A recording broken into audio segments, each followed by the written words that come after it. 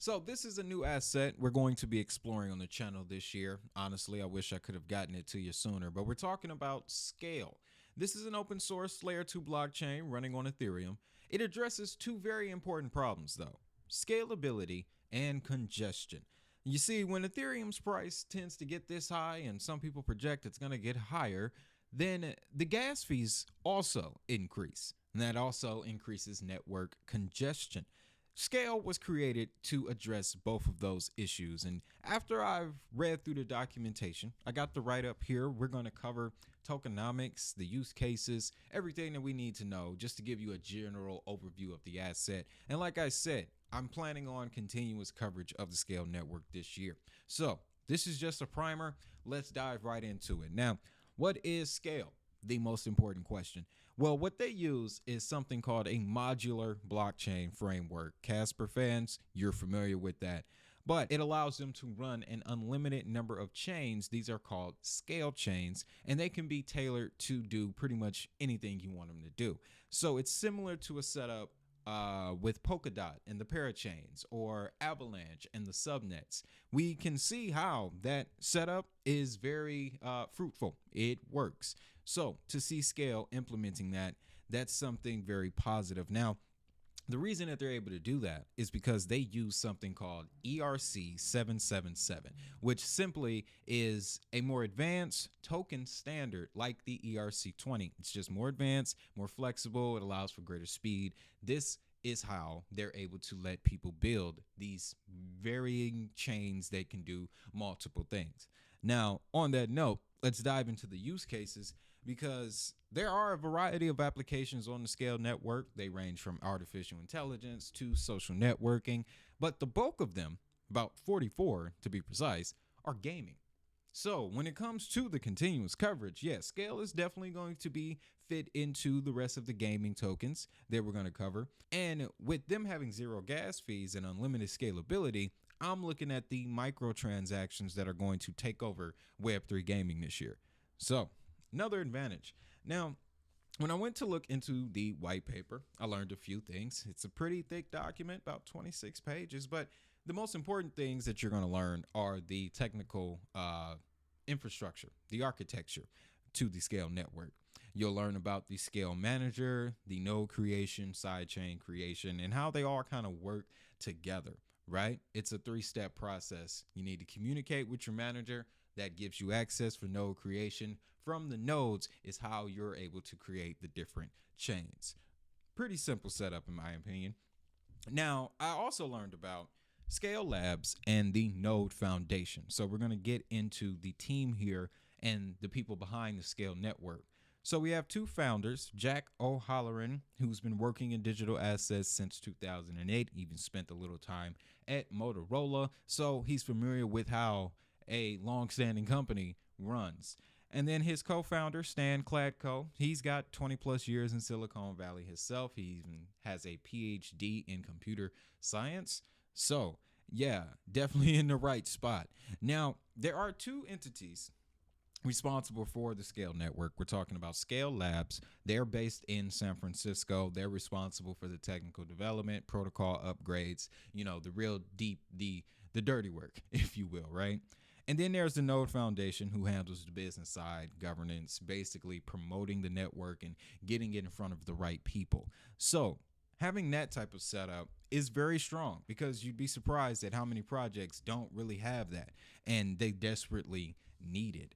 Now, another thing that stood out to me was its advisors and partnerships. Big names that stood out to me: Arrington Capital, Winklevoss Capital, and Consensus. Consensus actually has a couple applications running on the Scale network for data and information purposes, stuff like that. And when it comes to other crypto asset partnerships, the Graph and Arweave are listed. The Graph their specialty is data collection. Arweave, their specialty is data storage. So those two things go hand in hand. And if they're looking to, no pun intended at all, but scale up some of the applications that are already on the network, those are two powerful players to have in your arsenal. Something else that stood out to me, though, was Fireblocks. Now, Fireblocks is an institutional crypto custodian. They are pretty much connecting the traditional companies to the crypto space in a safe and regulated environment. Not a lot of assets get the Fireblocks blessing. So to see Skale in that umbrella, that's very interesting to me. But let's talk tokenomics a little bit, guys, so that way we can understand whether or not the Skale token itself even matters to the network, because that's another big problem too. Well, in the reading that I've done, I learned that the Skale network is used for validation, staking, and delegating, and it also allows you access to network resources. So you do need to use the Skale token in order to create the Skale chains, the nodes, and everything else in the network. That's very key because that indicates that the value is going in and out through that SKL token. All right. And when it comes to initial distribution, there was actually a 60-40 split. Simply 60 went to validator rewards, public allocation, delegators, and the remaining 39% went to the ecosystem development, core team, protocol development, the foundation, and broader team relationships. To me, that's a pretty balanced allocation. It would be another thing if 60% went to the ecosystem, core team, development, and so forth and so on, and while only 40% went to the public and for validator rewards. You do see assets with that type of tokenomics setup. Tokenomics, to me, that's still something that I'm learning about. Even after almost half a decade in the space, these tokenomics, these factors change all the time, ladies and gentlemen. So I'm excited to get an opportunity to learn more about it. Now, token supply maxed out at 7 billion. 5.1 billion is already in circulation, so we're talking about 73%. Now, when Skale first launched, they did allow investors to stake Skale tokens prior to it going public. These tokens were locked up and invested, and these periods range anywhere from 2 to 5 years. Now, Skale, created in 2020, that would really place us at year 4. And if you take a look at this token distribution chart, we're about to enter a phase where things tend to even out a little bit. So again, I'm still learning how these dynamics affect the price performance of a token. We often hear a lot about token unlocks. H-bar is a big one. And I don't know about you guys, but the last couple, H-bar's price went up. So again, more learning that needs to be done. More learning needs to be done for sure. But Skale is in a top 150 on CoinMarketCap, currently sitting at 146. And again, like I said, because the majority of the applications on the network are in gaming, that's going to put it in the same realms and spheres as Immutable X, Axie Infinity, Gala Games, and Polygon. However, when you look at the price activity for Skale, over the last year, it's up 332%. So came into the year at around 2%. We're sitting at about 9%.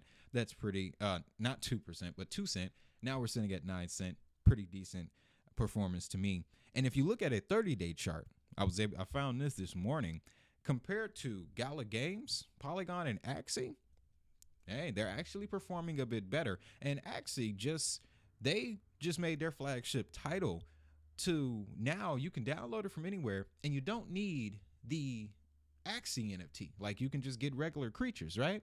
And then of course as you progress through the game, upgrade, you can get the NFT version. But I thought that would have given them a bit more of an advantage.